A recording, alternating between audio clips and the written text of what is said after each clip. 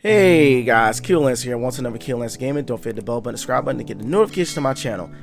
Alright guys, I got something different I want to do today, and basically this is my top 5 favorite Super NES games, guys. Now, for you guys that are really young, y'all guys aren't gonna know what the heck Super NES is, but for y'all older people out there that's around my age and just a tad bit younger than me, you'll know what Super Nintendo is. Now, I wanted to put this list together, guys, because I was feeling so nostalgic with everything that's been going on, like retro-wise, when it comes down to indie games, guys. And I'm like, yo, why not make a video about the games that I enjoyed when I was younger, guys? So this list is short and straight to the point, and I'm going to give you little summaries and stories about these games, guys. But also I might get a little too nostalgic, guys, so I'm going to warn you with that right there. Now, this is all in my opinion. You guys can just, like, you know, take it the way you want to take it, guys. But for you old school people out there as well that understands what I'm talking about, you guys are in for a treat. And for you newcomers that don't know about these games, it's probably going to make you want to search out these games, or even want these games to even have remakes to them or remasters. Now, I'm also going to do a Sega Genesis top 5 list as well, so you guys can stay tuned for that when the time comes. All right, guys, let's get into the list here. Okay, number 5, The Secret of Mana. The story is about a young boy whose parents passed but was raised by a family member until one day 2 friends of his were playing around to the main person. Randy fell off the cliff. He found himself being called by a voice, thus he was led to the sword that changed his life forever, the Sword of Mana. The sword took him on a journey where he met 2 friends with backgrounds that would make their paths become one. Now, this game was really special to me. This was one of the first multiplayer games I've ever played on a Super NES, guys. This game literally brought me into the world of gaming. Not to say that I haven't played previous games on the old Nintendo, but the Super Nintendo was just that special system for me where I was able to, you know, team up and play multiplayer wise, you know. And this was the first game me and my older brother played a lot together, but also my sister played too. There were 3 characters within the story. My brother picked Randy, I picked the little water sprite kid, and my sister picked the little, you know, the elven chick, the elven princess girl. And they go on a large scale adventure trying to solve the mysteries of the mana and basically what's going on within the world too. Now, Randy will be using the Sword of Mana, while the water sprite kid, he'll be using other various weapons, but also magic, along with the girl who's going to be using more of a healing magic, while the little sprite kid is going to be using more so like devastating magic and stuff like that. Now, as they progress within their adventure and stuff, you'll start to see the princess, which is the elven chick. She'll start to see some of the things that's happening to her kingdom, but happening to a person that she was in love with, and she's basically on an adventure to try to find out where he's at, as Randy is trying to empower the Sword of Mana. Now, the little water sprite kid, he's going on an adventure with Randy because it's something about this adventure that's connected to his life, to find out who he is, because pretty much he was adopted by dwarves and stuff, and they embark on this adventure, but also to find out who they are at the same time. And they're like a tight click family. Now, in old Super Nintendo games, they really did not have any story, like, you know, crazy story like cinemas within the game. You had to read the book and try to figure out the whole, you know, synopsis of the story, and then the game pretty much fills in the parts for you guys. But this game has a remake. For you guys that don't want to go way far back then to play this game, it has a remake that was released on, I believe, the PS4 and the Nintendo Switch. You guys can take a look at it. The soundtrack is really not as good as the classic soundtrack on the Super Nintendo one, but it's still a good play.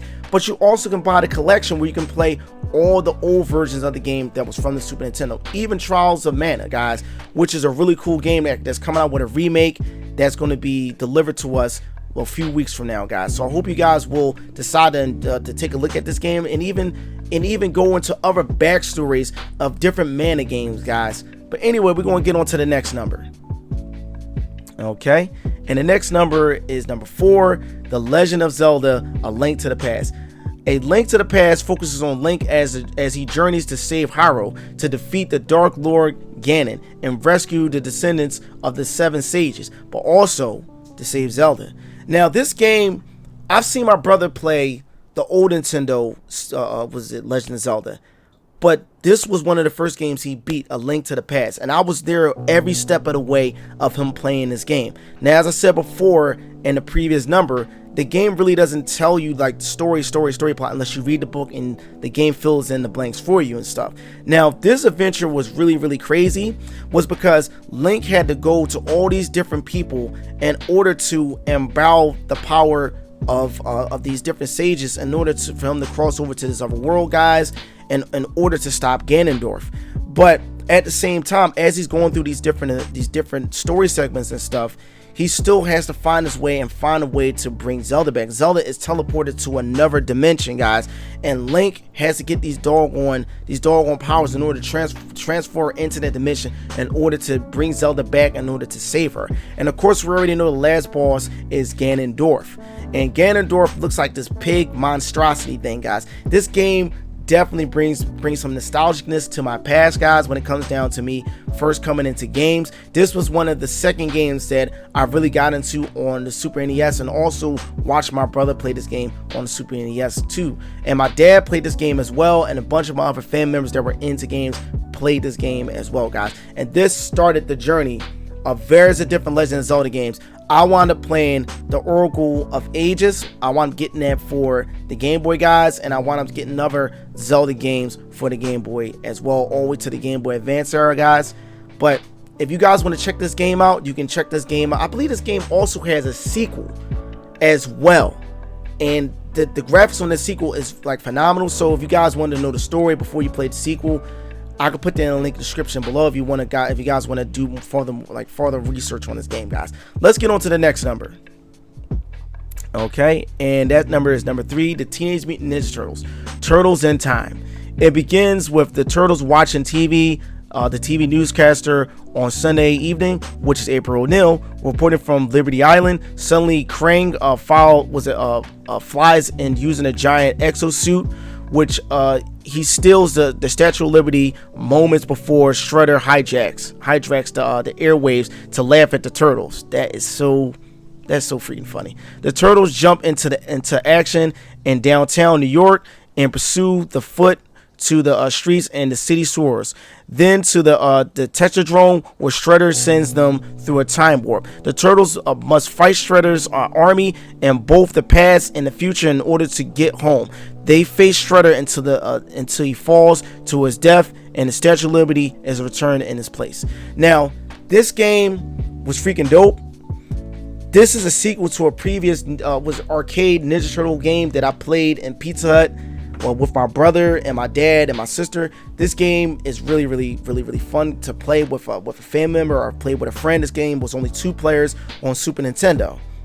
Now, this game had various of different combos, guys, that was just so interactive, and the colors of this game were so amazing, guys. And also, that's why I always like saying the saying, shell shocked. Shell shocked. I love when the turtles say that, especially when they get hurt or when they get a splinter. When they get hurt, their feet, they start holding their feet when they get stuck by little splinters or like ninja spikes and stuff like that. I just found that really cool. The animation in this game was really nice, guys. I played this with my uncles, I played this with my brother, I played this with my dad. This game is really fun, and for you guys that like downloading emulators, this will be a nice game to play on an emulator. But the sad thing is, it did come out with a remake for the Xbox 360s, but they revoked the license, so I can never access the remake to this game. And 360 has gotten my $25, which I'm pissed at that I can never access this even on the next Xbox, the next Xbox Gen console, which I'm upset about that. That's why I don't really like digital releases, because I lost certain licenses from other games as well. So you'll never get to play these games ever again, which is the sad thing, guys, because the remake was pretty good. It was little things I had gripes about, but the remake was also, I believe, a 4-player, if I'm remembering right, guys. If you guys want to take a look at it, or to tease yourself, or to get upset that you'll never get a chance to play this remake, guys, you guys can check it out in the link in the description below. Let's get on to the next game. Okay, number 2, Chrono Trigger. Takes place in a world similar to Earth, with eras such as the prehistoric age, which is the primitive humans and dinosaurs share the Earth. The Middle Ages repleted the knights, the monsters, and magic, in a post-apocalyptic future where humans are pretty much like on the verge of extinction, has scientists, robots, and struggle to survive.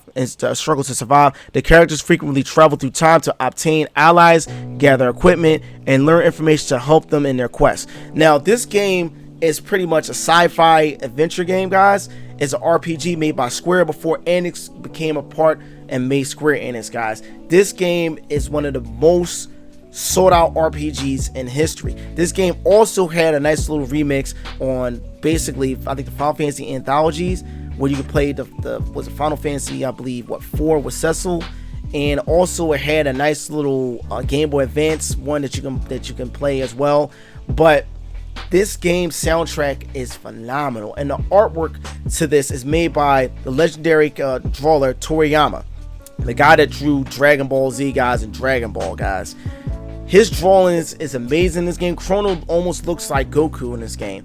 And of course, you gotta have a person that looks like Piccolo, which is Magus. Then you got a character that looks like Vegeta, but he gets turned into a frog. And then you got a character that looks like Bulma. And you got another character that looks like Android 17, guys. I have to say, this adventure is really cool. You'll meet different renditions of characters through different time frames. You'll have some sad moments within this, but also, guys, you'll meet the ultimate villain within this game, which is, I think, Glavos, I think, and Lavios, that's his name. And Lavios is one of those doggone menaces that travels throughout the time frame, guys. And this guy is pretty much scary and airy, guys. And you might want to kick this thing's doggone butt throughout the space and time, guys. This also has a sequel called Chrono Cross within a different time frame, I believe. And this game came out for the PlayStation. However, the sad thing is Toriyama did not do the drawing for this game, which I'm surely upset about, guys. But if they do decide to do a remake to this game, I hope he does draw for it, guys. All right, let's get on to the next game, guys. The last game on the list. Okay, and that is number 1, Kirby Superstar. This character who can float and was inhale blocks and enemies and spit them out by swallowing certain enemies after inhaling them. Kirby can copy their abilities and use them as his own, becoming able to perform a wide range of attacks. A unique feature of the game is the addition of helpers.